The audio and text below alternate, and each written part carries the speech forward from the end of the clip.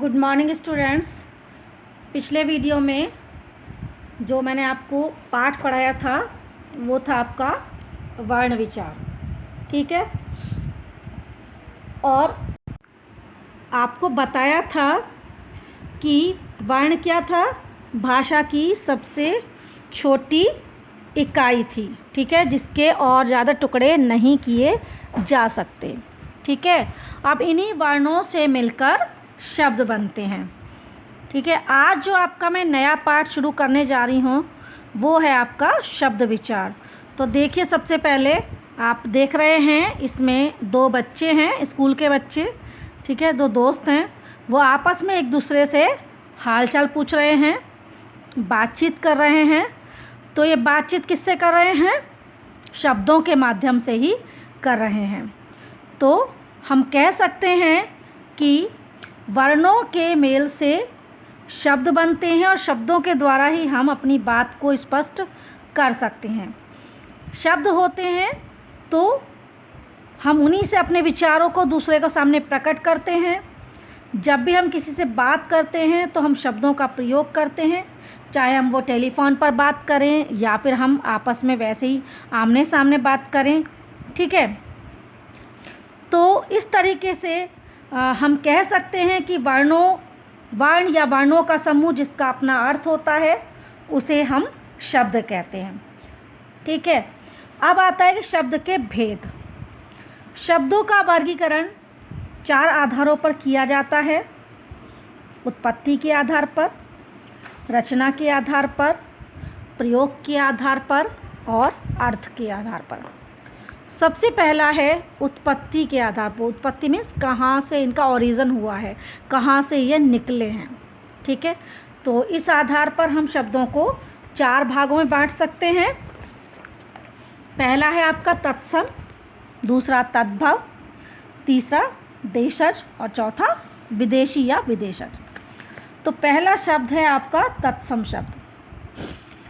हिंदी भाषा का जन्म किससे हुआ है? संस्कृत भाषा से हुआ है। इसलिए संस्कृत के ही बहुत सारे शब्द हिंदी में ज्यों का त्यों आ गए। इट मीन्स कोई भी चेंजिंग उनमें नहीं आई है। तो हम ये कह सकते हैं कि संस्कृत के जो शब्द हिंदी में ज्यों के त्यों आ गए हैं उन्हें हम तत्सम शब्द कहते हैं, जैसे वायु, सूर्य, अग्नि, भिक्षा, वर्ष आदि। सेकंड है आपका तद्भव शब्द। ऐसे शब्द जो हिंदी में आने पर अपने रूप को परिवर्तित कर लेते हैं, ठीक है, थोड़ा सा रूप में उनके परिवर्तन हो जाता है, उन्हें हम तद्भव शब्द कहते हैं। हालांकि ये भी मूल रूप से संस्कृत के ही शब्द होते हैं, लेकिन इनमें चेंजिंग आ जाती है जब ये हिंदी में आते हैं, ठीक है। थर्ड है आपका देशज शब्द। ऐसे शब्द जो हमारी आम बोलचाल की, जनजीवन की साधारण बोलचाल के साथ जुड़े हुए हैं या बोले जाते हैं, यदि वो हिंदी भाषा में आ जाते हैं तो उन्हें हम देशज शब्द कहते हैं। ये हिंदी में किसी भी भाषा से नहीं लिए जाते, केवल आम बोलचाल की भाषा से लिए जाते हैं। जैसे आपका थैला है, गाड़ी है, घोंसला है, पेट है, लोटा है, चिड़िया है, डिबिया है, ये सब क्या है?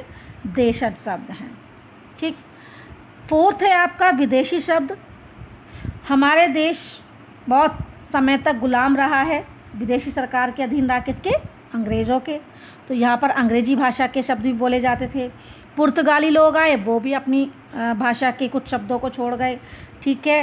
और मुसलमान लोग रहते हैं, उनकी अपनी लैंग्वेज है उर्दू। तो इस तरीके से सभी भाषाओं के शब्द हमारे जो हिंदी में आ गए हैं तो वो क्या कहलाते हैं? विदेशी शब्द। अब विदेशी वो अरबी भी हो सकते हैं, अंग्रेजी भी हो सकते हैं, फ़ारसी भी हो सकते हैं, तुर्की भी हो सकते हैं, पुर्तगाली भी हो सकते हैं, किसी भी प्रकार के वे शब्द हो सकते हैं, ठीक है। तो आपकी समझ में आया अभी कि मैंने आपको क्या बताया? अब आपको ये एक तालिका दी हुई है ऊपर तत्सम और तद्भव शब्दों की, ठीक है। तो इसको आपको ढंग से याद करना है। ये तालिका दी हुई है तद्भव और तत्सम शब्दों की। जैसे मुख अगर तत्सम है तो उसका तद्भव हो गया मुँह, ऐसी अग्नि है तो उसका हो गया आग, ऐसे मित्र है तो हो गया मीत, आम्र है तो आम, अश्रु है तो आशु, ग्रह है तो घर, ठीक है। आपका इधर पूर्व है तो पूरब, इसी तरीके से दंत है तो दांत, ये सारे आपको याद करने हैं, ठीक है। जितने भी हैं ये आपको लर्न करने बाय हार्ट, ठीक है। नेक्स्ट आइए इधर, अब आपको सेकंड में बताती हूँ, रचना के आधार पर शब्दों के क्या भेद होते हैं। तो रचना या बनावट के आधार पर शब्दों के 3 भेद होते हैं, रूढ़ शब्द, यौगिक शब्द और योग रूढ़ शब्द। अब पहला समझ लीजिए कि रूढ़ शब्द क्या होता है। वे शब्द जो किसी व्यक्ति, स्थान, वस्तु, भाव और प्राणी के लिए परंपरा से चले आ रहे हैं, उन्हें रूढ़ शब्द कहते हैं। इन्हें रूढ़ क्यों कहते हैं? क्योंकि इन शब्दों के हम और ज़्यादा टुकड़े नहीं कर सकते हैं, ठीक है। और यदि हम इनको तोड़ना चाहें तो इनका कोई भी अर्थ नहीं रहता है। अब जैसे फॉर एग्जाम्पल हाथ है, हमने हा प्लस था कर दिया, अलग अलग कर दिया इनको वर्णों को, तो इसका मीनिंग कुछ भी नहीं रहेगा।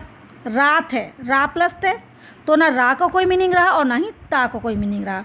ठीक इसी तरह आसमान, आस और मान, ना आस का कोई मीनिंग रहा और ना ही मान का कोई मीनिंग रहा। तो कुल मिलाकर आपका हम कह सकते हैं कि जिन शब्दों को तोड़ने पर उसका कोई भी अर्थ ना रहे उसे हम रूढ़ शब्द कहते हैं, ठीक है। अब सेकंड है आपका यौगिक शब्द। यौगिक शब्द वो शब्द होते हैं जो 2 या 2 से अधिक स्वतंत्र शब्दों के मेल से बनते हैं। स्वतंत्र शब्दों के मेल का तात्पर्य होता है बच्चों कि यदि उन्हें अलग अलग कर दिया जाए तब भी वो अपना अलग भी एक स्वतंत्र अर्थ रखते हैं, उन्हें यौगिक शब्द कहते हैं। जैसे रसोई घर, तो रसोई अलग कर दो तो समझ में आ रहा है कि रसोई के बारे में बात हो रही, घर को अलग कर दो यानी कि होम के बारे में, घर के बारे में बात आ रही है। ऐसे विद्यालय यानी कि विद्या प्लस आलय, विद्या क्या हो गया हमारा ज्ञान, आलय क्या हो गया घर। तो यदि हम इनको अलग अलग करते हैं तब भी इनका खुद में एक अर्थ होता है, प्रत्येक खंड का अपना एक अर्थ होता है। तीसरा है आपका योग रूढ़ शब्द।